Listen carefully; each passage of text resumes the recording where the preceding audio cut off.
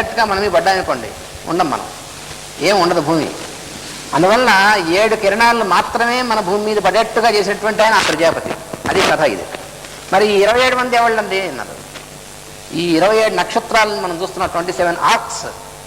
ఈ నక్షత్రాలంటే అర్థం ఏంటంటే తారకలు కావు, 27 ఆర్క్స్ అంటారు వీటిని. ఈ ఉన్నటువంటి మొత్తం భాగాన్ని 27 భాగాలు చేస్తే ఆ 27 నక్షత్రాలు అనేటువంటివి అశ్విని, భరణి, కృత్తిక, రోహిణి మనం వాడుతున్నటువంటి ఈ 27 ఆ 27 కూతుళ్ళు అనమాట. వాళ్ళకి సూర్యుడితో ఉన్నటువంటి సంబంధం వల్లే మనం ఈ భూమి వచ్చింది. ఇది కథ. అంటే పురాణాల్లో ఉన్నటువంటి కథలు అర్థం చేసుకోవడం అంటే అలా అర్థం చేసుకోవాలి, అయితే ఏదో కథలా ఉంటుంది. ఏమిటి కథ అనేటువంటిది, ఇది మన సంబంధించినటువంటి కథే. అందువల్ల ఈ మొత్తం అంతా కూడా సత్తా అనేటువంటిది ఈ 7. అందువల్ల ఆ 7ని బట్టి ఈ 7 అనేటువంటి ఈ ఋషులు 7 పరంపరలు అనేటువంటి భూమి పనిచేస్తున్నాయి. ఇప్పుడు ఆ 7 పరంపరలకి ఒక్కొక్క పరంపరకి ఒక ఆయన మహర్షిగా ఉంటాడు.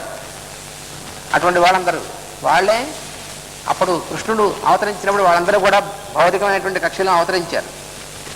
అందులో మరు అనేటువంటి ఆయన ఒక ఆయన, దేవాపి అనేటువంటి ఆయన మనం చెప్పుకున్నాం. దేవాపి అంటే భీష్ముడి యొక్క పెదనాయన, భీష్ముడి తండ్రి శంతనుడు, ఆయన యొక్క అన్నగారు దేవాపి. ఆయనే దేవాపి రాజ్యం వదిలేసేసి, అసలు రాజ్యం ఆయనకి రావాలి, ఆయన రాజ్యం కోసం పుట్టలేదు, నేను ఈ కార్యక్రమం కోసం పుట్టానని చెప్పి ఆయన హిమాలయాల్లోకి వెళ్ళిపోయి ఆయన మైత్రేయుడి శిష్యుడిగా పరాశరుల వారి దగ్గరికి వెళ్ళి అక్కడి నుంచి మైత్రేయుడి శిష్యుడిగా అయ్యాడు ఆయన. అలాగే దేవాపి అనేటువంటి ఆయన ఇంకో ఆయన, వీళ్ళందరూ అప్పుడు పుట్టారు.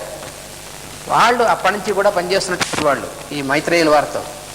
వీళ్ళిద్దరు శిష్యుడే జ్వాలాకులు అనేటువంటి ఇంకో మహర్షి. ఇలా ఈ మహర్షులు అందరూ కూడా పరంపరలుగా పనిచేస్తూ వాళ్ళు అవ్యక్తంగా పనిచేస్తున్నటువంటి వాళ్ళు. అలాగే మనువు, మన మన్వంతరానికి సంబంధించినటువంటి వైవస్వత మనువు కూడా వీళ్ళందరితో కలిసి పనిచేస్తున్నాడు. ఆ మనువే ఇంతకు ముందు ఉన్నటువంటి కల్పంలో ఇప్పుడు మరు మహర్షి ఎలాగో అప్పుడు అలా ఉండేవాడు ఆయన. ఇప్పుడు ఈ మన్వంతరం అయిపోయిన తర్వాత మన్వంతరం వస్తుంది. ఆ మన్వంతరానికి మనువు కాబోయేటువంటి ఆయన ఇప్పుడు మరు మహర్షిగా ఉన్నటువంటి ఆయన, ఆయనే మౌర్య అంటారు. ఇది ఆ మహర్షుల యొక్క కథ. ఇదంతా కూడా భాగవతం జరిగితే అర్థమవుతుంది. ఎక్కడుంది మీకు ఊహించారా? మనం ఊహించింది కాదు, భాగవతంలో ఇచ్చిందే మొత్తం అంతా కూడా. భాగవతం జరిగితే అర్థమవుతుంది మనకి. అది మొత్తం నీటిలో నుంచి అప్పుడు అప్పుడు ఉన్నటువంటి మనువు, మన మనువే ఈ మొదట్లో ఉన్నటువంటి కథ అన్నమాట. ఇది ఈ మత్స్యావతార కథ. ఈ మనువు గారు వైవస్వత మనువు అప్పుడు జలప్రలయం రాబోతుంటే అందులో ఈ మనువుకి చేపగా వచ్చి కనిపించాడు ఈయన స్వామి. వచ్చి అప్పుడు చిన్న చేపగా వస్తే చేతిలో తీసుకుంటే అది కమండలంలోకి వెళ్తే పెద్దదయ్యి, ఇంట్లోకి వెళ్తే తొట్టులో వేస్తే ఇంకా పెద్దదయ్యి, అలా పెద్దదయ్యి చివరికి మళ్ళీ సముద్రంలోకి తీసుకురావాల్సి వచ్చింది చేపని. అప్పుడు చెప్పాడు, ఎవరయ్యా నువ్వు, మామూలు చేపవి కావు, ఇలా పెద్దది చూస్తుండగా పెద్ద రూపం అయిందంటే అప్పుడు చెప్పాడు, అయినా నేను నిన్ను ఉద్ధరించడానికి వచ్చాను అని చెప్పి, ఇలా జలప్రలయం రాబోతోంది, అందుకని నువ్వు సిద్ధంగా ఉండు, నావ ఉంటుంది, ఆ నావలో నువ్వు కూర్చో. ఆయనతో పాటు 7 ఉంటారు ఇంకా. ఆ నావలో కూర్చుంటే అంతా కూడా నిండిపోయింది, ప్రళయం అయిపోయింది, భూమి అంతా కూడా మునిగిపోయింది. అప్పుడు వీళ్ళు ఈ నావ ఒకటే ఉందిట, ఈ నావ ఒక తాడు కట్టారు. ఆ తాడుని ఈ మత్స్యావతారంలో ఉన్నటువంటి స్వామి పట్టుకుని ఈ నావను తీసుకెళ్ళాట. మళ్ళీ ప్రళయం అయిందా, సృష్టి వచ్చేప్పటికి మళ్ళీ ఈ నావలో ఉన్నటువంటి మనువుతో సృష్టి మళ్ళీ మొదలుపెట్టాట. ఇది ఈ మనకు మత్స్య పురాణంలో ఉన్నటువంటి దాంట్లో మత్స్యావతార కథలో అర్థమయ్యేటువంటిది. అది నావపైకి ఎక్కి రక్షించాడని చెప్పి కథ. ఖనిజాదులు పుట్టిన వెనుక భూమి యందు జలము వర్షించి మొత్తం జలముతో నిండినది. అప్పుడు నీటిలో నుండి మొదటి జీవియకు చేప పుట్టినది. దాని మనస్సుగా మనువు భద్రము చేయబడెను. ఇది అందులో ఉన్నటువంటి రహస్యం. తర్వాత సముద్ర మథనము, అక్కడ ఇంకో అవతారం. సముద్ర మథనము జరిగినప్పుడు తాబేల రూపము ధరించి మందర పర్వతమును వీపున నేర్పరి అయి నిలిపెను. ఆ సముద్ర మథనం జరగడం అటువంటిది ఇంకో కథ ఉంది. అక్కడ ఓ పెద్ద కొండను లోపల దిగేశారు, మందర పర్వతాన్ని దిగేసి ఓ పెద్ద పాము ఆయన తీసుకొచ్చి అటు చుట్టి అటు కొంతమంది ఇటు కొంతమంది చలక వల్ల లాగుతుంటే మథనం జరిగింది. చాలా మంది పుట్టారు అటువంటి పాములు. అప్పుడు ఏమిటి అన్నారు ఈ సముద్ర మథనం అంటే ఏంటంటే, భూమి అంతకుముందు నీటి లోపల ఉంది. బట్ మన సముద్రం దగ్గరికి వెళ్ళి చూస్తామండి, చూస్తే ఎలా ఉంటుంది, సముద్రం మన భూమి కనిపిస్తూ ఉంటుంది, సముద్రం అలా కనిపిస్తూ ఉంటుంది. ఈ సముద్రానికి భూమికి సంబంధం ఏమిటి? ఏం జరుగుతుందంటే, ఒక్కోసారి భూమిలో కొంత భాగం సముద్రంలోకి వెళ్ళిపోతూ ఉంటుంది, కొంత భాగం పైకి వస్తూ ఉంటుంది. అలాగ మన భూమి మొత్తం కూడా జలంలోంచి పైకి డిప్పలాగా తేలినటువంటిదే మన భూమి. అలా పైకి దీన్ని తీసుకొచ్చినటువంటి కథయే సముద్ర మథనం అనేటువంటి కథ. అప్పుడు ఈయన ఆ మథనం అప్పుడు కిందన పర్వతం మునిగిపోకుండా ఉండడం కోసం కూర్మావతారం ఎత్తేట. ఆయన పెద్ద ఆది కూర్మ ఉంటారు, మొట్టమొదటి తాబేలు ఆయనట. ఆ డిప్ప మీద ఆ మంత్రపర్వతాన్ని పైకి ఎత్తేట, ఎత్తి పట్టుకుంటే అప్పుడు వీళ్ళు మథనం చేశారన్నారు. అది అందులో ఉన్నటువంటివి కూడా చాలా రహస్యమైనటువంటి సంకేతాలు. అవన్నీ కూడా మనం తర్వాత అవతారంలో చెప్పుకుంటాం. ఆ అవతారంలో దేవతలు రాక్షసులు సముద్రమును మధించుండగా అమృత కలశము ధరించి ధన్వంతరి అవతరించను. ఆ ధన్వంతరి అవతారం ఒకటి, అది కూడా మనకు తెలుసు. ఆ ధన్వంతరి అమృత కలశాన్ని తీసుకొచ్చి అందించాడు వీళ్ళకి. దేవతలు అసురులు అనగా జీవులను ఆశ్రయించి సద్గుణములు దుర్గుణములు. దేవతలు అంటే సద్గుణాలు మనలో ఉన్నటువంటివి, రాక్షసులు అంటే మనలో ఉన్నటువంటి దుర్గుణాలు. ఈ రెండు కూడా అక్కడ సముద్ర మథనాన్ని చేసేట. ధన్వంతరి అనగా దేహమును నిలువరించు ధర్మముల సృష్టి. మన శరీరం నిలవాలంటే శరీర ధర్మాలు ఉండాలి కదా. ఆ శరీర ధర్మాలను సృష్టించినటువంటి వాడిని ధన్వంతరి అంటారు. అమృత కలశం అనగా ప్రాణములు నిలుపుటకు ఏర్పడిన హృదయం. ఆ ధన్వంతరి తెచ్చినటువంటి అమృత కలశం అంటే ఏది? మనలో హృదయమే. ఇదే అమృత కలశం అంటే. అంటే మొట్టమొదటిగా జీవ సృష్టిని, హృదయాన్ని సృష్టించి తీసుకొచ్చినటువంటి ఆయన అమృత మథనం కథ. ఇవన్నీ పురాణాల కథలుగా ఉంటాయి. అవి మన సంగతే, మన కథలే అవన్నీ. అమృత మథనం తర్వాత శ్రీహరి మోహిని రూపము ధరించి రాక్షసులను మోహింపజేసి దేవతలకు అమృతము పంచిపెట్టెను.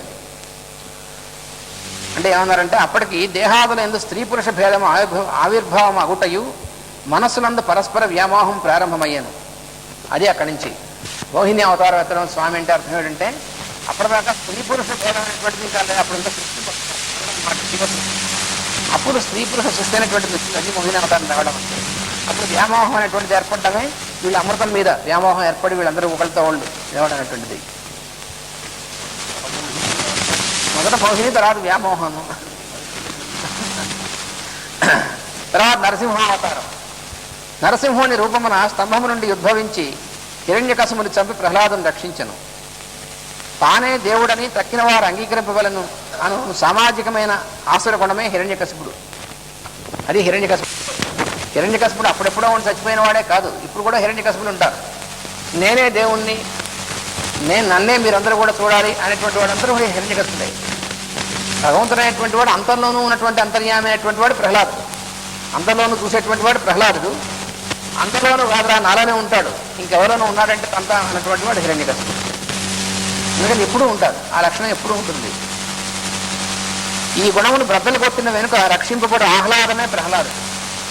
ఆహ్లాదం అంటే ఆనందం. అంటే ఏమిటి? భగవంతుడైనటువంటి వాడు అన్నింటిలోనూ ఉన్నాడు అనేటువంటి అనుభూతి మనకు కలిగినప్పుడు ఎంత ఆనందం కలుగుతుంది మనకి. ఆ కలిగినటువంటి ఆనందమే ప్రహ్లాదుడు అంటే.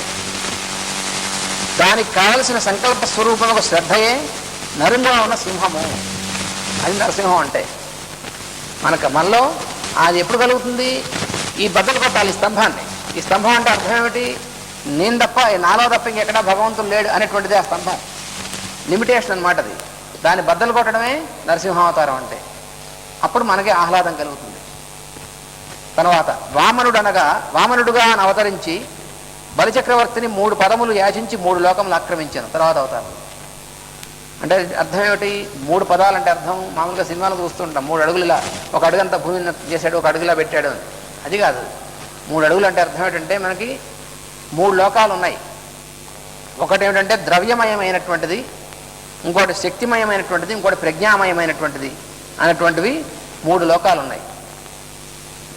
దాన్నే మనం ఏమంటాం? మ్యాటర్, ఫోర్స్, కాన్షియస్నెస్ అంటాం సైంటిఫిక్ టర్మ్స్లో చెప్పాలంటే. ద్రవ్యంగా చూస్తున్నాం మనం ఈ మొత్తం అంతా కూడా పదార్థంగా.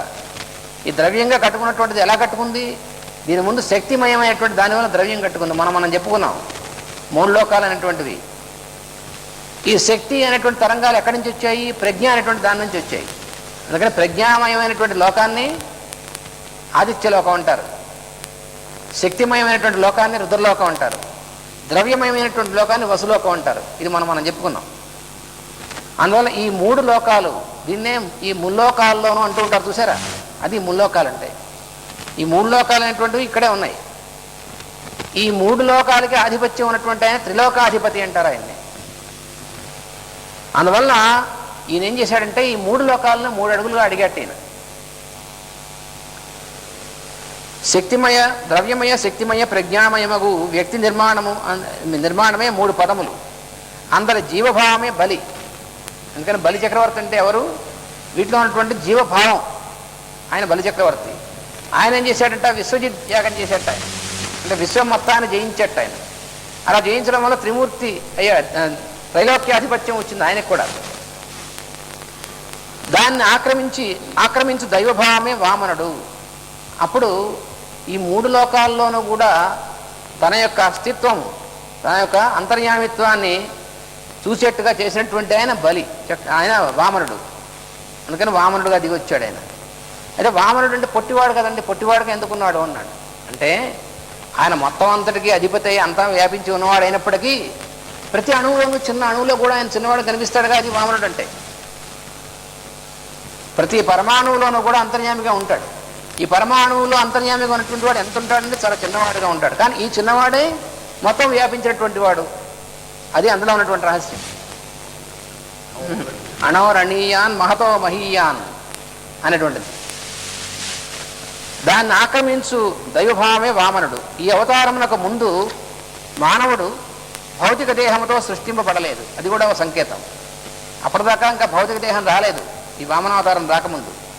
అందుకనే వామనావతారం ముందు అవతారాలన్నీ కూడా భౌతికమైనవి కావు. వామనావతారమే నరావతారం, మొట్టమొదటి భౌతికమైనటువంటి అవతారం. అక్కడి నుంచి భౌతికమైన దేహాలు వచ్చాయి. మన భూమిపై మొదటి మానవ ఆవిర్భావమే భౌతికముగా జరుగుట వామనావతారం. ఇది అందులో ఉన్నటువంటి రహస్యం కూడా.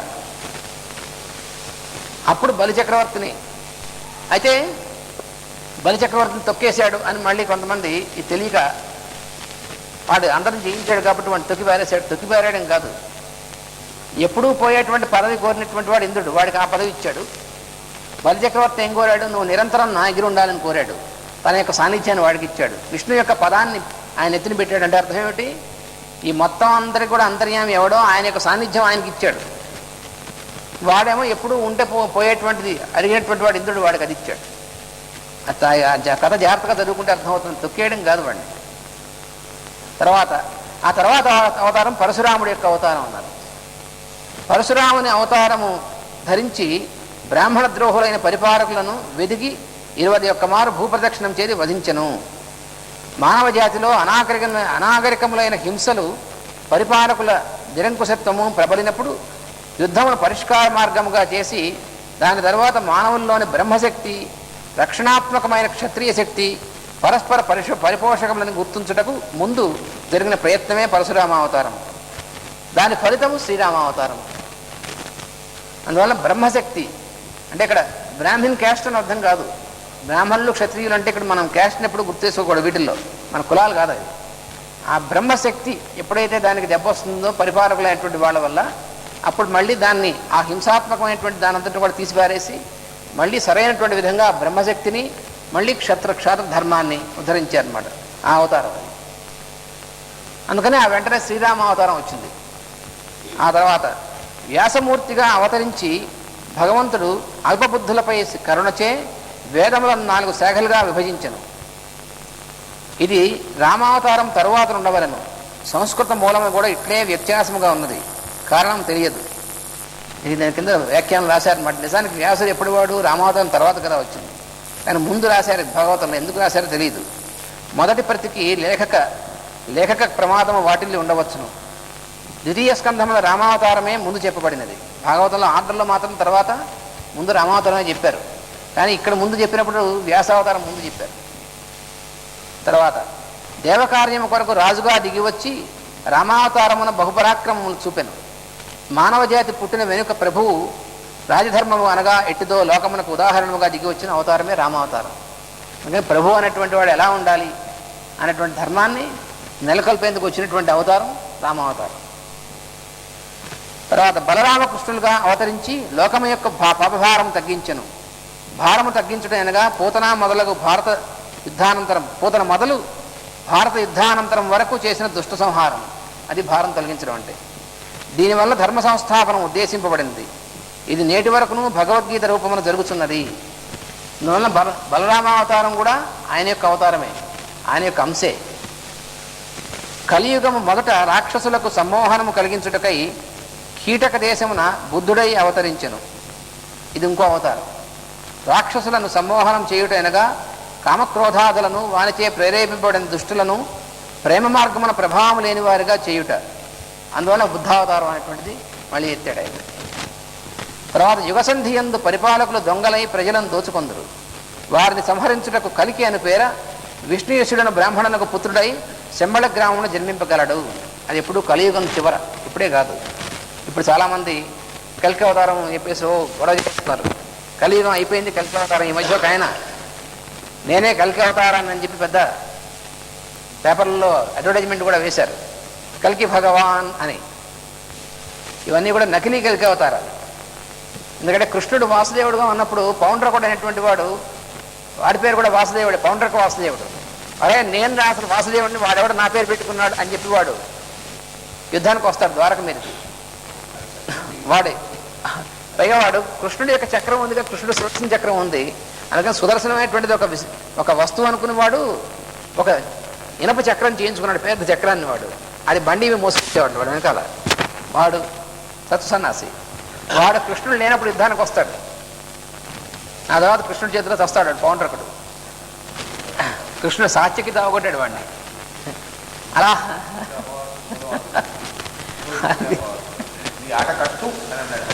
అదే హరివంశంలో ఉంటుంది. అందువల్ల అటువంటి పౌండ్రక వాసుదేవుడు లాంటి వాళ్ళు కలికి అవతారాలు చాలామంది వస్తారు. ఈ లోపల అసలు కలికి అవతారం వచ్చే లోపల నకిలీ కలికి అవతారాలు చాలామంది వస్తారు. మనమేం కంగారు పడక్కర్లేదు. అప్పుడే కలికి అవతారం అప్పుడే రాదు. ఈ ఎక్కడ కలియుగంలో ఎన్ని సంవత్సరాలు ఉన్నాయండి? కలియుగంలో మొత్తంలో 4,32,000 సంవత్సరాలు కలియుగం. ఆ 4,32,000 సంవత్సరాల్లో ఇప్పటివరకు ఎంత అయింది? 5,160 సంవత్సరాలు సుమారు అయింది. ఇంకా బోల్డ్ ఉంది కలియుగం. ఏం భయపడక్కర్లేదు. ఇప్పుడప్పుడే ప్రళయం రాదు, ఇప్పుడప్పుడే ఏం అయిపోలేదు, మనం ఏం అయిపోం.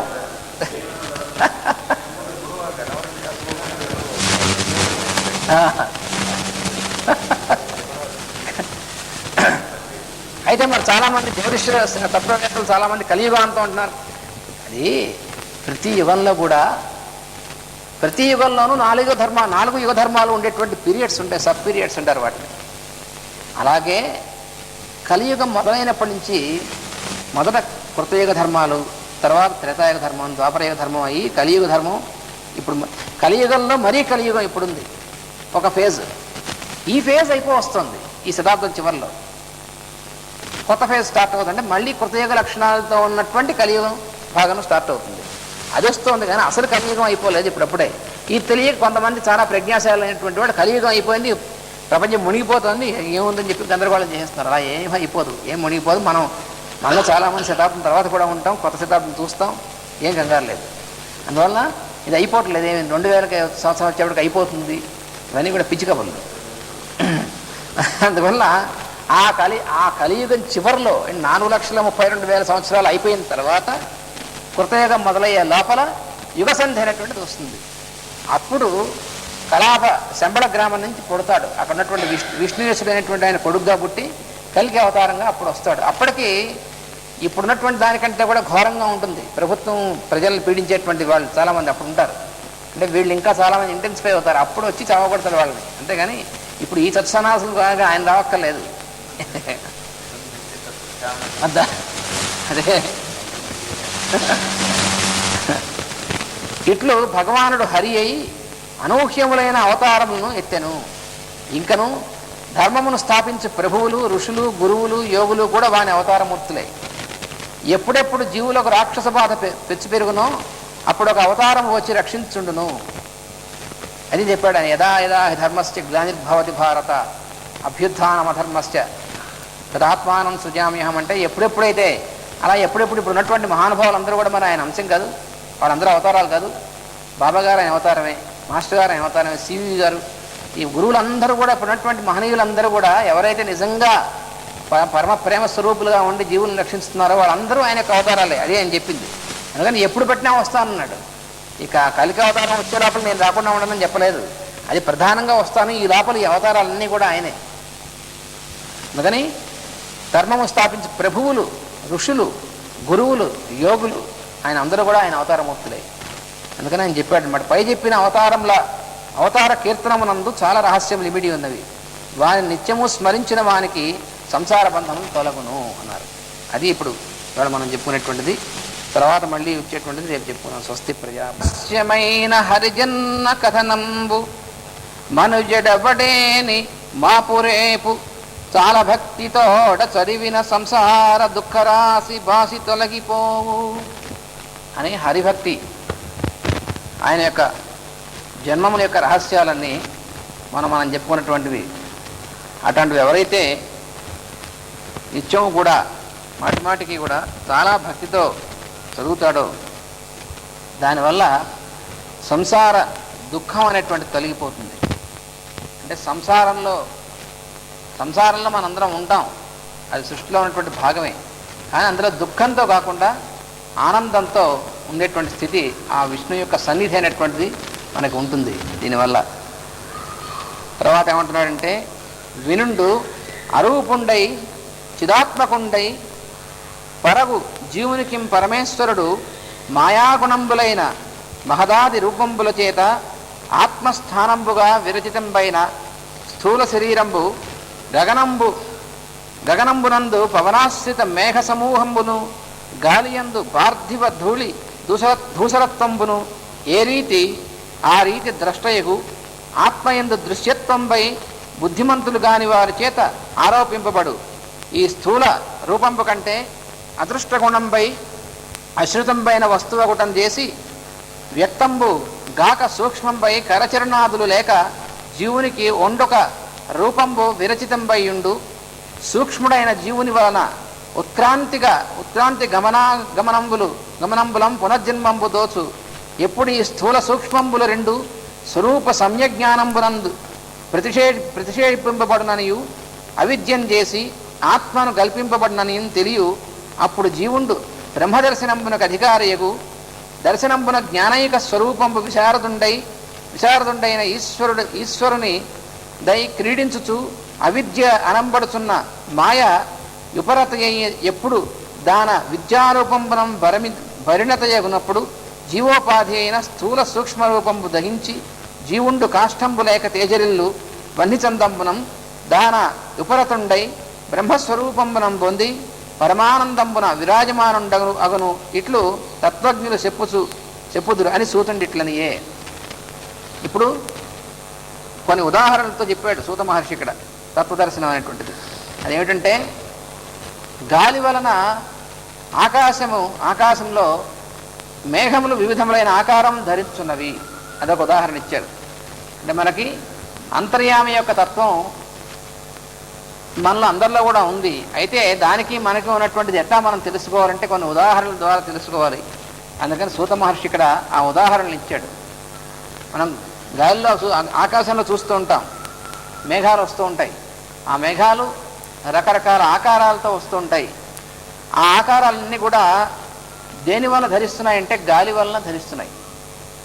గాలి యొక్క ఇది ఎటు పక్కన ఉంటే అటు పక్కకి దీనివల్ల ఆకారాలు వస్తాయి. ఇది మనకు తెలుసు, ఇది మనకు తెలిసినటువంటి ఉదాహరణ. ఒక్కొక్కప్పుడు గాలిలో సన్నటి ధూళి రేగుతూ ఉంటుంది, అది తెరలుగా ఏర్పడుతూ ఉంటుంది కూడా. సుడిగాలి యొక్క ఆకారములు కల్పించుటయు కూడా గమనింపబడును. ఆ గాలి సుడిగాలి అటువంటిది తిరుగుతూ ఉంటే ఆ గాలి తిరుగుతున్నట్టుగాను దేనివల్ల తెలుస్తుంది మనకి? ఈ రేగినటువంటి ధూళి, ఆ ధూళి తిరుగుతూ ఉంటే, ఆ సుళ్ళు తిరుగుతూ ఉంటే సుడిగాలి అనేటువంటిది మనకు అర్థం అవుతుంది. నిజానికి గాలి మనకు కనబడదు కదా. గాలి కనబడకపోయినప్పటికీ ఆ గాలి యొక్క గమనంతో పాటుగా తిరుగుతున్నటువంటి ఈ ధూళి వల్ల మనకి ఆ గాలిగా తెలుస్తుంది ఈ సుడి తిరుగుతోంది అని, ఎడుపక్క తిరుగుతోంది అని. సుడిగా ఇటు చిత్రమును ఆరోపితము అందరు ఇలా కనబడడం అనేటువంటి దాన్ని ఆరోపితం అనేటువంటిది ఒక సంకేతనామం ఇచ్చారు దానికి. అంటే అర్థం ఏమిటి? అక్కడ మనకి నిజానికి గాలి మనకు కనబడదు, కానీ దాని యందు ఈ రూపం ఆరోపింపబడింది. ఈ పదమునకు ఉన్నట్లు గమనింపబడినది అని అర్థము. ఆరోపింపబడ్డం అంటే, ఆరోపితం అంటే అది ఉన్నట్లు గమనింపబడ్డం ఉంది, కానీ మన గమనికకు ఉండదు. కానీ ఇక్కడ గమనికకు వచ్చిందనమాట. ఇట్లే ఇట్లే జ్ఞానమైన జీవునకు మాయ యొక్క గుణములైన మహత్వం మొదలగు వాని చేత స్థూల శరీరము ఆరోపితమగును. ఇక్కడ మనకి అందుకోసం ఇచ్చారు ఉదాహరణ. అంటే మన శరీరాదులు ఉన్నాయి. మన శరీరం మనం చాలా స్థూలమైనటువంటిది కదా, పదార్థంతో చేయబడినటువంటిది. ఈ పదార్థంతో చేయబడినటువంటి శరీరం అది మనం తెలుసు. అయితే ఇది కాకుండా లోపల జీవుడు అంటున్నాం. అయితే ఈ జీవుడికి ఈ పదార్థానికి సంబంధం ఎటువంటిది అని, ఆ జీవుడే మహా చైతన్య స్వరూపుడై ప్రాణశక్తిగా పనిచేస్తూ అదే గట్టిగా అయి ఈ శరీరంగా కట్టుకున్నటువంటిది. ఇది అసలు విషయం. అంటే ఎలాగంటే మన నీరు మంచుగడ్డ అయినట్టుగా, నీరు మంచుగడ్డ అయినప్పుడు మంచుగడ్డ అతి స్థూలమైనటువంటిది, దానిలో నీరు లాంటి కదలికలు ఉండవు, గట్టిదనం ఉంటుంది, కానీ అదే నీరుతో చేయబడింది. అలాగే నీటిని ఆవిరిని చూస్తే ఆవిరి అతి సూక్ష్మమైంది, దానికంటే స్థూలమైంది నీరు, దానికంటే స్థూలమైంది మంచుగడ్డ. అలాగా మన మహా చైతన్యంలో భాగమైనటువంటిది జీవుడు. ఆ జీవుడే ఈ స్థూలమైనటువంటి శరీరం రూపంలో కట్టుకోవడం అనేటువంటి జరుగుతుంది. అయితే ఈ శరీరంలాగా ఈ పదార్థంగా కట్టుకోవడం అనేటువంటిది ఎట్లా జరుగుతుందంటే, సుడిగాల్లో లేచినటువంటి ధూళి ఎలాగ ఆరోపింపబడుతుందో మనలో ఈ శరీరం అలా ఆరోపింపబడుతోంది అన్నారు. అందుకు ఈ ఉదాహరణ ఇచ్చింది. జ్ఞానము, జీవుడి యొక్క స్వరూపం ఏమిటి? జ్ఞానస్వరూపుడు జీవుడు. ఈ జ్ఞానస్వరూపుడైనటువంటి జీవుడికి మాయాస్వరూపమైనటువంటి ఈ శరీరం అనేటువంటిది ఆరోపింపబడుతోంది. అదేమిటండి శరీరం మాయ ఏమిటండి అన్నారు. మరి శరీరం మాయే కదా, అంటే ఉన్నట్టు చేయబడుతోంది. అదేమిటంటే ఉందిగా ఉన్నట్టేమిటి అని అనుకుంటాం. ఉన్నట్లే ఇది. ఎందుకంటే నిజానికి చూస్తే ఈ శరీరం మనం చూస్తున్నటువంటిది ఒక ఆకారమే ఉంటుంది. మనకు చాలామంది తెలియదు, అంటే తెలుసుకోం ఎప్పుడో. కానీ ఈ శరీరంలో ఇలా పెట్టామనుకోండి చెయ్యి, ఈ చెయ్యి అలా ఉందనుకుంటున్నాం.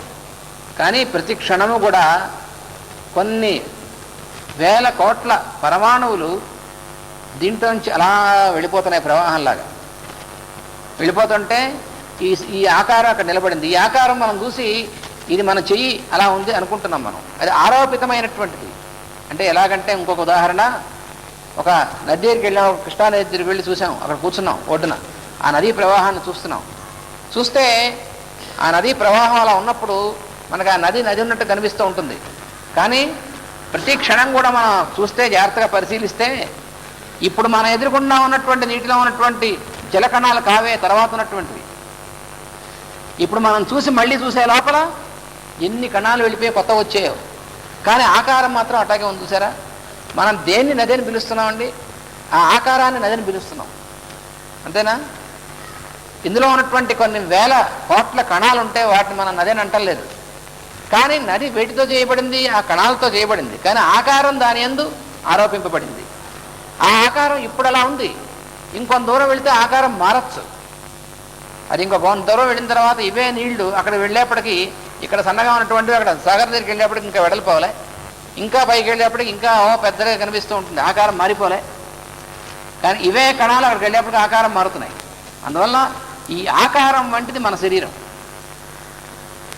దీనిలో ఉన్నటువంటి కణాలు, వెళ్ళిపోతున్నటువంటి కణాలే మహా చైతన్య ప్రవాహం. అందుకని మన శరీరం అనేటువంటిది ఒక చైతన్య ప్రవాహంలో కాసేపు ఆరోపింపబడినటువంటి స్థితే తప్ప ఇది అసలైనటువంటిది మాత్రం కాదు. అందుకని ఆరోపింపబడింది, నిలపబడింది అనేటువంటిది. ఇది తెలియక కంగారు పడిపోతూ ఉంటాం. నిజానికి దేన్నైతే మనం మృత్యు అని పిలుస్తున్నామో ఆ మృత్యు అనేటువంటిది అనుక్షణం మన జరుగుతూనే ఉంది. ఇది తెలియదు మనకి. ఏమంటే ఇప్పుడున్నటువంటి కణం తర్వాత కాదంటే అర్థం ఏమిటి? ఆ కణం అయిపోయిందిగా, అలా అయిపోయి తర్వాత స్థితికి వెళ్ళిపోవడమే మనకి ఈ స్థితికి మృత్యువు. ఇది తెలియక ఊరికే కంగారు పడిపోతుంటాం. అందువల్ల మనం రోజు నిద్రపోతున్నాం, మళ్ళీ నిద్ర నుంచి మేలుకుంటున్నాం. నిద్రపోతున్నాం అంటే ఏమయ్యాం? లయమేగా ఒక రకంగాను, మళ్ళీ మొదలు మర్నాడు. అది కూడా అటువంటిదే. కాదే మనకు అటువంటిది అనుకోవడానికి భయం కాబట్టి అమ్మో అనుకోం మనం. అంటే అలా అనుకుంటే ఒకవేళ నిజంగా లేవేమో అని భయం. కొంతమంది భయపడతారు. ఇలాంటి ఉదాహరణ చెప్తే అమ్మో అదేమిటంటే నిద్రపోయి మళ్ళీ లేకపోతే ప్రమాదం ఇలా అనుకుంటేనే. మన ఇష్టం ఏంటి? లేచేది లేకపోయేది, నిద్రపోయిన తర్వాత లేవడం మన ఇష్టం అనుకుంటాం, మన ఇష్టాన్ని. ఏమీ మన ఇష్టం కాదు. అందువల్ల ఈ మతం అంతా కూడా ఆరోపితమైనటువంటిది అని ఈ ఉదాహరణ నువ్వు చెప్పాడు. జ్ఞానస్వరూపుడు జీవుడు, జ్ఞానమైన జీవునకు మాయ యొక్క గుణములైన మహత్తు మొదలగు వాని చేత, నిన్న మనం చెప్పుకున్న మహత్ అంటే ఏమిటి, అహంకారం అంటే ఏమిటి, ఇవన్నీ ఆ గుణాల చేత ఈ స్థూల శరీరము ఆరోపితము. అంటే సుడిగాల్లో ఈ లేచినటువంటి ధూళి ఎలా అయితే ఆరోపితమై ఆకారం కనిపిస్తూ ఉంటుందో, అలాగే ఆకాశంలో మేఘాలు ఆ ఆకారాలు ఉన్నట్టు ఎలా కనిపిస్తూ ఉంటాయో మన శరీరం కూడా ఇప్పుడు ఉన్నట్టు కనిపిస్తూ ఉంటుంది. ఆ ఉన్నట్టు కనిపించడాన్నే మాయ అన్నారు. అట్రిబ్యూటెడ్ అంటారు దాన్ని. ఇది ఆత్మకు స్థానముగా ఆరోపింపబడును. అయితే ఈ శరీరం అనేటువంటిది దేనికి ఆరోపింపబడుతోంది? ఆత్మకు స్థానంగా ఆరోపింపబడుతోంది. ఈ స్థూల దేహమును ఆత్మగా నమ్ముట బుద్ధిమంతులు చేయరు. అందువల్ల ఈ శరీరం ఆత్మ కాదు అని తెలిసినటువంటి వాళ్ళు తెలుసుకుంటారు. ఈ శరీరం అనేటువంటిది స్థూలమైన కనిపిస్తోంది, కానీ ఆత్మ ఇందులో ఇరుక్కోదు. మనం మామూలుగా అనుకుంటా ఉంటే జీవుడు అనేటువంటి వాడు లోపల ఎక్కడో ఇరుక్కుని ఉంటాడు. వాడు ఇరుక్కుని ఉంటాడు ఎక్కడాను, వాడు బద్ధుడు కాదు. నిజానికి జీవుడు అనేటువంటి వాడు ఎందు ఇదంతా ఆరోపింపబడింది. మనం చాలామంది అర్థం ఏం చేసుకుంటామంటే మనస్సు అంటే ఇక్కడ ఈ లోపల ఉంటుంది, జీవుడు అంటే ఈ లోపల ఎక్కడ ఉంటాడు, మనస్సు అంటే ఈ లోపల ఎక్కడా ఉండదు. చాలామంది నా మనస్సు బాగోదని ఇక్కడ చూపిస్తుంటారు. మనస్సు ఇక్కడ ఉండదు, ఈ డిప్పలో ఉండదు. మనస్సు అంటే ఇక్కడ ఏముంటుంది? మెదడు ఉంటుంది. మనం బ్రెయిన్ అంటామే, ఆ మెదడు అనేటువంటిది ఇక్కడ ఉంటుంది, కానీ అది మనస్సు కాదే.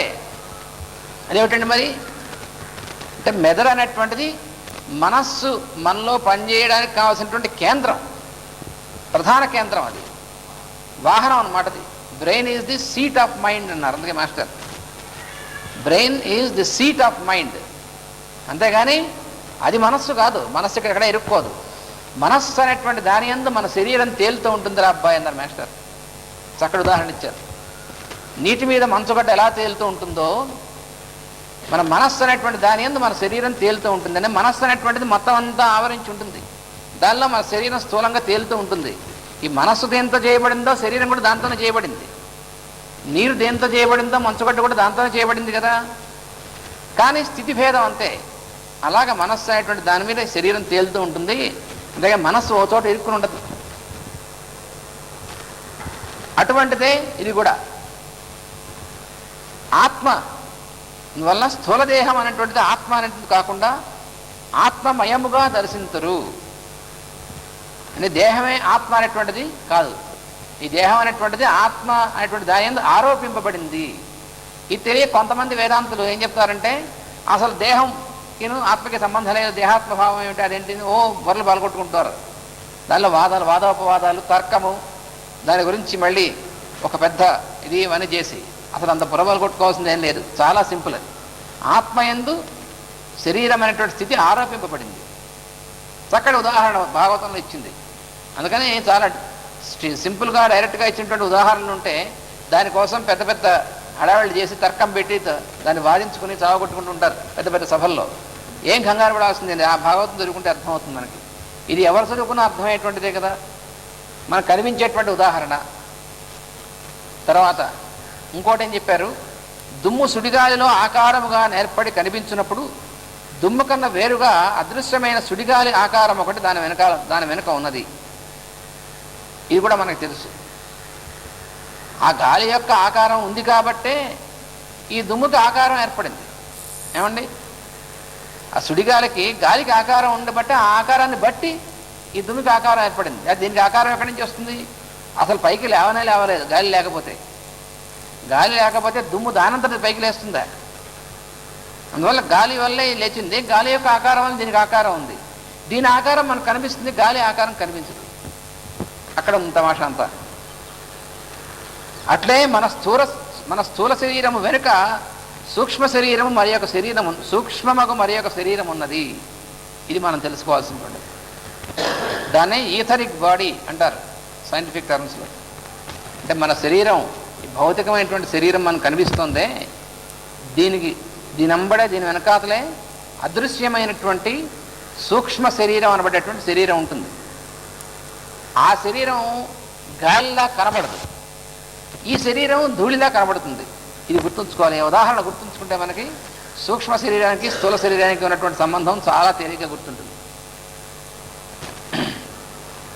దాని యందు సూక్ష్మ దానికి అవయవ విభాగం ఉండదు. సూక్ష్మ శరీరానికి అవయవాలు విభాగం అది ఉండదు. మొత్తం అంతా కూడా ఒక తేజోమయమైనటువంటి శరీరం ఉంటుంది. అంటే దానికి ఉదాహరణ ఇచ్చారు. నత్త పురుగు దేహం నుండి వచ్చిన ద్రవ పదార్థము ఘనీభవించి పురుగు చుట్టూను నత్తగుల్లగా కట్టుకునేటట్లు సూక్ష్మ శరీరములకు స్థూల శరీరం ఏర్పడను అని మేష్ గారు ఉదాహరణ ఇచ్చారు. దాన్ని నత్తగుల్లం చూసామండి, ఆ చుట్టూ కూడా నా పైన గుల్ల కనిపిస్తూ ఉంటుంది, లోపల పురుగు. ఈ నత్తగుల్లకి ఆ పైన ఉన్నటువంటి గుల్ల, ఆ శంఖం లాంటిది ఉందే, అది దేని నుంచి తయారైంది? ఆ నత్తగుల్లలోంచి వచ్చినటువంటి పదార్థంతో తయారైంది. ఇది దాంతో తయారైందే, అది బయటికి కనిపిస్తూ ఉంటుంది, ఆ పురుగు లోపల ఉంటుంది. చూసారా? అలాగ దాని యందు సూక్ష్మ శరీరము రాకపోకలు చేయుట విడిచిపోవుట జరుగుతుండట సహజము. అందువల్ల మనం చూస్తున్నటువంటి భౌతికమైనటువంటి స్థూల శరీరం అంతా కూడా మనకున్నటువంటి సూక్ష్మ శరీరం అనేటువంటి దాని యొక్క ఘనీభవించినటువంటిదే, దాని నుంచి చేయబడినటువంటిదే. అంతేగాని ఇది వేరే అస్తిత్వం ఉన్నటువంటిది కాదు. దీనివల్ల పునర్జన్మలు ఏర్పడను. అందుకని పునర్జన్మ అనేటువంటిది తీసుకునేటువంటిది ఏది? మన సూక్ష్మ శరీరం. మళ్ళీ జన్మ ఎత్తడానికి ఒక శరీరం నుంచి ఇంకో శరీరంలోకి వెళ్ళేటువంటిది ఈ శరీరంలో ఏ భాగం వెళ్ళదు. వెళ్ళేటువంటి వాడు ఎవడు? అసలు జీవుడు అన్నారే, వాడికేమో అసలు పుట్టుకే లేదు. అక్కడ ఉన్న తమాషా అంతా. అసలు ఎవడైతే జీవుడు పరమాత్మ యొక్క అంశం, వాడు ఎప్పుడు పుట్టడు. వాడికి తల్లి గర్భంలోకి వెళ్ళడం ఉండదు, ఏముండదు, వాడు అలాగే ఉంటాడు ఎప్పుడు. మరి తల్లి గర్భంలోకి వెళ్ళి మళ్ళీ ఈ శరీరం అంతటిని కూడా తయారు చేసుకుని ఈ కట్టుకునేటువంటిది ఎవరు అంటే ఈ సూక్ష్మ శరీరం కలిగినటువంటి వాడు. ఇది అసలు రహస్యం.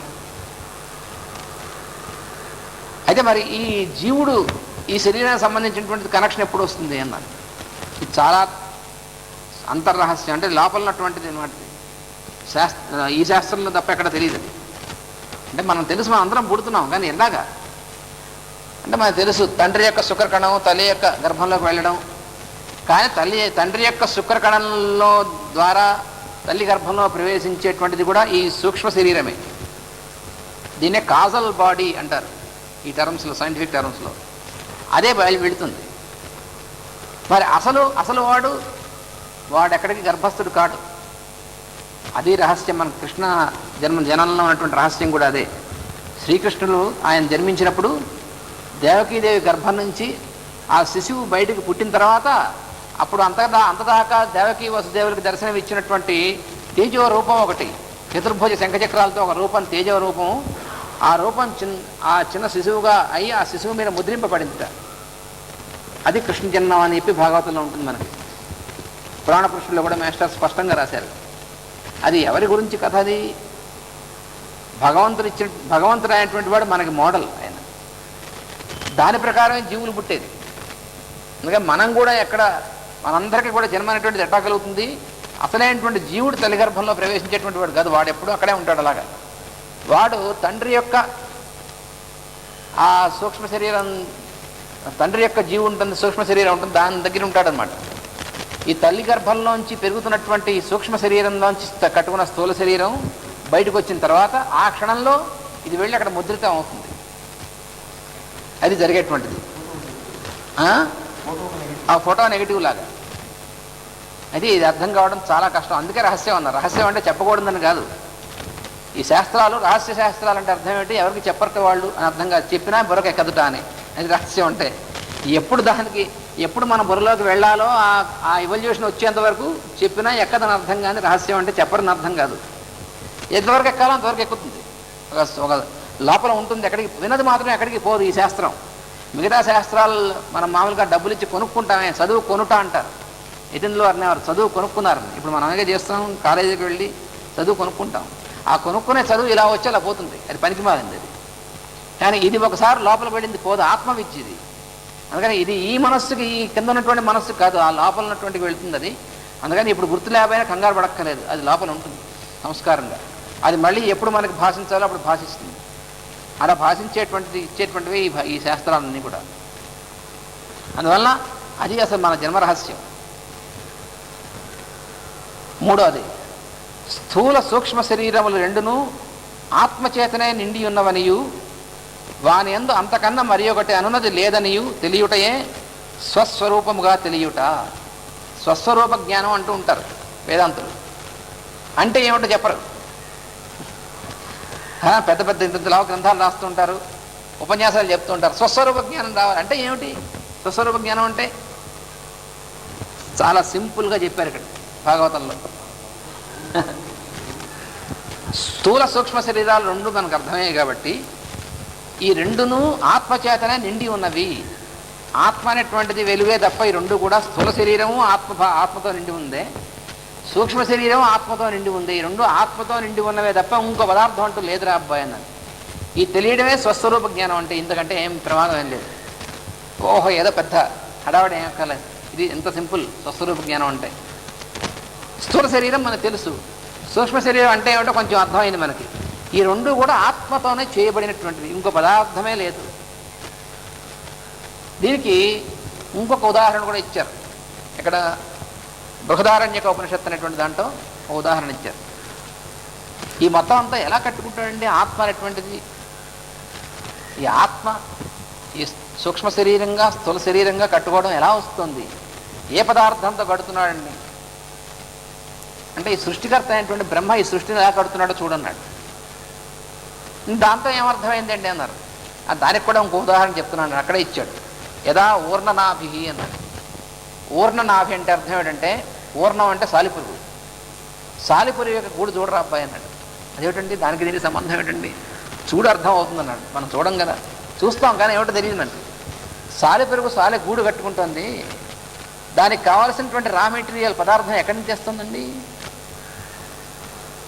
ఎక్కడి నుంచి దారాలు పట్టుకొస్తుందా? ఏమీ లేదు. తనలోంచి బయటకు వచ్చేటువంటి పదార్థం చేత అక్కడ సాలి గూడు కట్టి, ఆ గూడు కట్టిన తనలోంచి వచ్చినటువంటి పదార్థంతో కట్టినటువంటి గూడులో మధ్యలో వెళ్ళి ఉంటుందన్నమాట. అది సాలిపురుగు చేసేటువంటిది. అందుకు ఆ ఉదాహరణ ఇచ్చారు. ఉపనిషత్తుల్లో ఇచ్చేటువంటి ఉదాహరణలు ఇంత సింపుల్ అండ్ డైరెక్ట్గా ఉంటాయి. సాలిపురుగు ఏ పదార్థం తీసుకోదు గూడు కట్టుకోవడానికి. సాలిపురుగు గూళ్ళు చూస్తూ ఉంటాం మనం. అదంతా ఎక్కడి నుంచి తెచ్చి కట్టింది? ఇంత పదార్థం ఎక్కడి దానిలోంచి వచ్చినటువంటి పదార్థమే.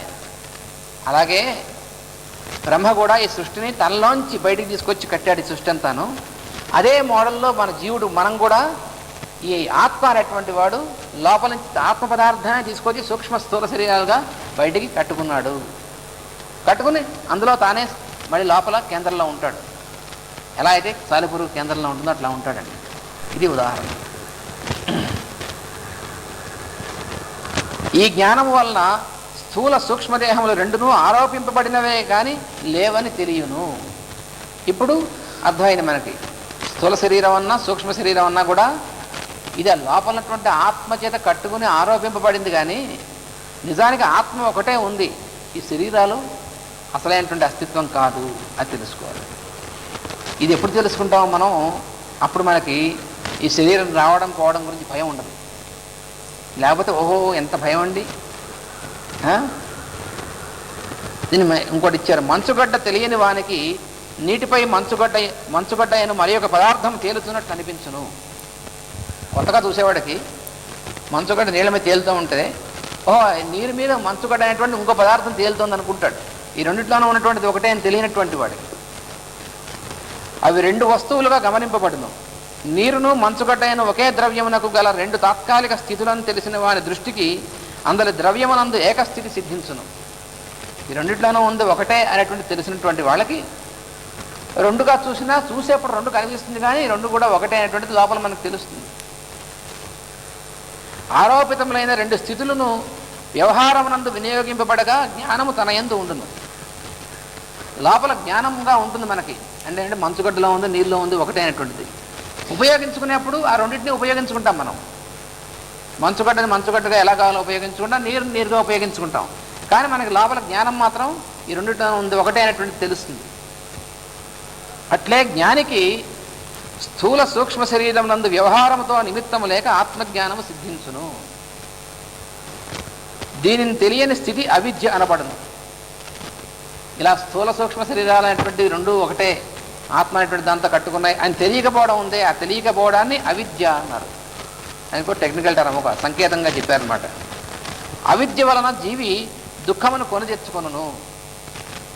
అనగా ఆరోపితమునందు కర్మకౌశలము సిద్ధింపదు, దానితో దుష్కర్మాచరణము తత్ఫలితము అంటును. ఎందుకని? ఇది ఆరోపితం అని తెలియదు కదా. ఇది ఆరోపితం అని తెలియనప్పుడు దీని గురించి అనవసరమైనటువంటివన్నీ కంగారు పడిపోతూ ఉంటాం, దానివల్ల పొరపాటు చేస్తూ ఉంటాం, అందువల్ల దుఃఖం అనేటువంటిది కలుగుతూ ఉంటుంది. అది అవిద్య అంటే. స్వస్వరూపము తెలియుట విద్య అనబడును. ఇది కలవాడు బ్రహ్మమును దర్శించుటకు అధికారియగును. దర్శించుట అనగా తాను జ్ఞానమై ఉండుట, అప్పుడు దర్శింపబడినది వేరొకటి మిగులదు. అది దర్శించడం అంటే. తానే అనేటువంటి దర్శనం కలిగినప్పుడు తానే జ్ఞానస్వరూపుడుగా ఉంటాడు. అప్పుడు వాడు వ్యవహారం అంతా ఉన్నప్పటికీ ఈ మొత్తం ఏం చూస్తున్నా సరే తానుగా ఉంటాడు. అప్పుడు వాడు జ్ఞాని అనేటువంటి వాడు. తర్వాత ఇంకొకటి చెప్పారు ఏమిటంటే, దేహము ధరించి ఉన్న జ్ఞానము ఈశ్వరుడు అనబడును. ఈశ్వరుడు అనగా అధికారం గలవాడు. ఈశ్వరుడు అంటే కంట్రోలర్ అన్నమాట, వాడు ఈశ్వరుడు అంటే. అదే భగవద్గీతలో కూడా ఈశ్వర సర్వభూతానాం హృద్దేశే అర్జున తిష్టతి. ఈశ్వరుడు ఎక్కడుంటాడు అంటే సర్వభూతములకు కేంద్ర స్థానమునందు ఉంటాడు. ఈశిత్వం అంటే అర్థం ఏమిటి? కంట్రోల్ అని అర్థం. అలా ఈశిత్వం అనేటువంటిది కలవాడు కాబట్టి ఈశ్వరుడు అన్నారు ఆయన. ఈశ్వరుడు అనక అధికారం కలవాడు. వానినే ఈశుడని ఈశావాస్యోపనిషత్తు చెప్పుతున్నది. ఈశావాస్యోపనిషత్తు అనేటువంటి దాంట్లో ఈశావాస్యమిదం సర్వం యత్కించజ్జగత్యాం జగత్, ఈ మొత్తం కదులుతున్నటువంటి కనిపిస్తున్నటువంటి జగత్తుగా ఉన్నటువంటి దాంట్లో మొత్తం అంతా కూడా ఈశావాస్యం, ఈశుని చేత వసింపబడినటువంటిది, ఈశ్వరుడుగా లోపల వాడి చేత ఉన్నటువంటిది అని చెప్పి మొదలు పెడుతుంది ఈశావాస్యోపనిషత్తు. యోగ విద్య యందు ఈశ్వరుడను పదమే ఎల్ల ఎడల వాడబడినది. ఈశ్వరులు సర్వజీవుల యందును హృదయమును నిలిచి యంత్రారూఢమైన వ్యూహమును మాయ యొక్క అల్లికతో త్రిపుచుండును అని గీతలో కృష్ణుడు చెప్పాను. ఒక యంత్రం లాంటిది శరీరం, మాయతో నిర్మింపబడింది. అక్కడ మధ్యలో కూర్చుని మొత్తం చక్రాన్ని తిప్పుతూ ఉంటాడు వాడు ఈశ్వరుడు. ఈశ్వరుడు జ్ఞానమే కాక క్రీడించుటలో కూడా నేర్పరి. ఈశ్వరుడు అనేటువంటి వాడు జ్ఞానస్వరూపమే కాదు, ఒక క్రీడ ఆటగా కూడా ఉండేటువంటి దాంట్లో పగతి నేర్పుకున్నటువంటి వాడు. అతని క్రీడకై మాయ పుట్టి అవిద్య అనే స్థితిని కల్పించి వానితో క్రీడించును. అందుకని మనం దేనైతే మాయ అని చూస్తున్నామో